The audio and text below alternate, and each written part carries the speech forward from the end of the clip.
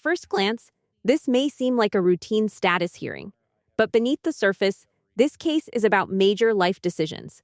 We have a defendant facing a prison sentence, yet being given time before sentencing to prepare. That's unusual. Courts don't always allow this level of flexibility. So the real question is this fairness or a risky delay? Because what happens before sentencing can shape everything that follows. Mr. Chapman, please update the court. Your Honor, I have received all of the discovery and an offer from the state. Ms. Dubois has not yet made a decision whether she wants to proceed to trial in this case or not. However, she will be participating in the IDIP either way. I did want to ask, since that has never come up, I would assume there's no court problem with her doing the IDIP, even if the case did go to trial in case she lost. Okay, that's what I told her, but I wasn't sure. Yes. So she'll be participating in that, and I would ask for one more status for her to make up her mind which way she wants to go with the case. All right, but if you're going to do the IDIP, you have to do it soon because She's starting it now, yes, Judge. Okay, excellent. All right, so start that and we'll give you another hearing, another status.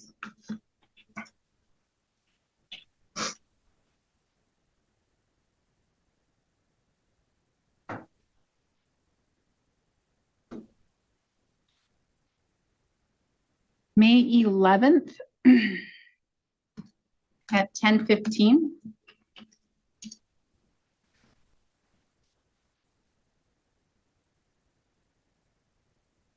I will be in Hayward at that time, Judge. Are you in Hayward all morning? Well, I'm in Hayward at 9:30 and 10 o'clock. What kind of hearing do you have at 10? Final pretrial conference for both of them. Would you like to do 11:30 or I can push it at 2:30? If I was a little late, could we do 11:45? I don't know how long the final pretrial will go. Sometimes they're really quick, sometimes they're longer. I'm fine if you're late. If we set it for 11:30 and then you're late. Thank you. Let's do that. All right, Mr. Chapman, you are very seldomly late, so that is fine.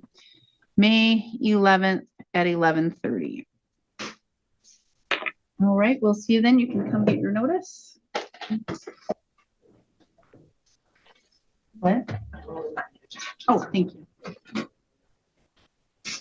Yeah, sometimes they go longer, sometimes they don't. They never really.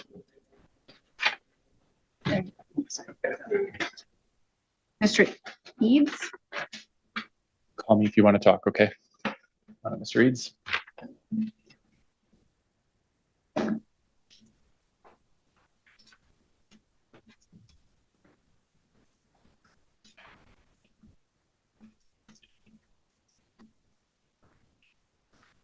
We will go on the record in the matters 25 CF 127, 25 TR 780, and 837, 838, and 25 CF 104. State of Wisconsin versus Michael Eads. The state appears through Assistant District Attorney Jose Vila in person. Mr. Eads appears in person with his counsel, Daniel Chapman. We're set for status conferences. Actually, oh, sorry, I called another case. I forgot to separate it. I was already making a note to check that case number. You don't have another felony. I'm sorry. I just added it on to your cases. That's for a Michelle Ingstrand. You're all good to go. Minus 25 CF 104. We're set for status conferences. Mr. Chapman, please update the court. Your Honor, I have the evidence and I have an offer from the state to resolve. This is where the stakes become clear. The defense confirms there's a plea deal on the table, but it includes a mandatory prison sentence. That's critical. Once accepted, there's no avoiding incarceration. Yet the judge allows time, months, to get affairs in order and even pursue treatment. Legally, this shows discretion. The court enforces consequences, but still considers personal circumstances. So ask yourself, should someone get this kind of time before prison? It is resolved. However, Mr. Eads will be required to serve a mandatory minimum prison sentence with this plea resolution, and he has told me that the best time for him to begin serving that would be September. I'm asking that the court set this for a status date sometime in between there.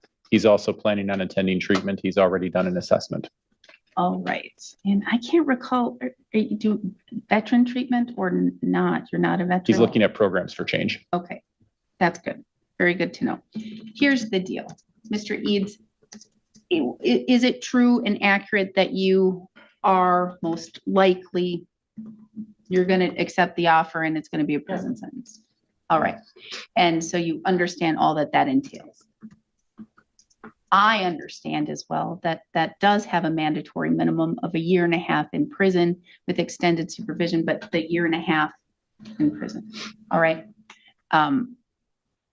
And so, or is it just, yeah, the 1.5 years. So I'm fine if we push this to September. I want you to get your affairs in order, have some life, just continue to follow the bond and bail conditions and do what you need to do. Just let her. It wouldn't have been so bad if my girlfriend went to broke her ankle. And that's totally fine. I'm fine with pushing it off and having a status in the middle of the time just to make sure that you're going down. Let's set a plea and sentencing date and a status in between, just so we know those things, okay?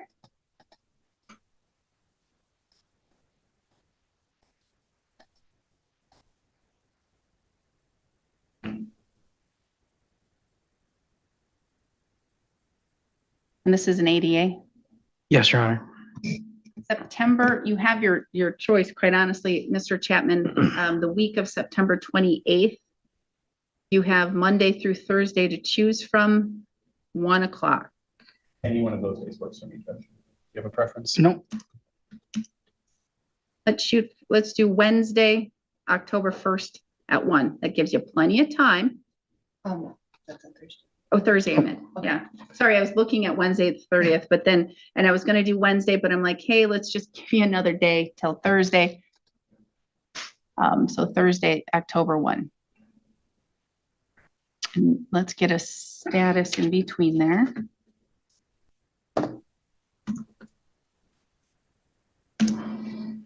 Make sure we're still, everything's going how it should be going.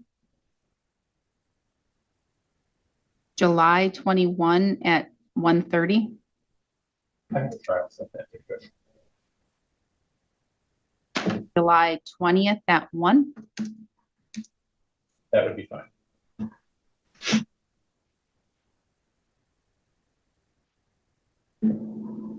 All right.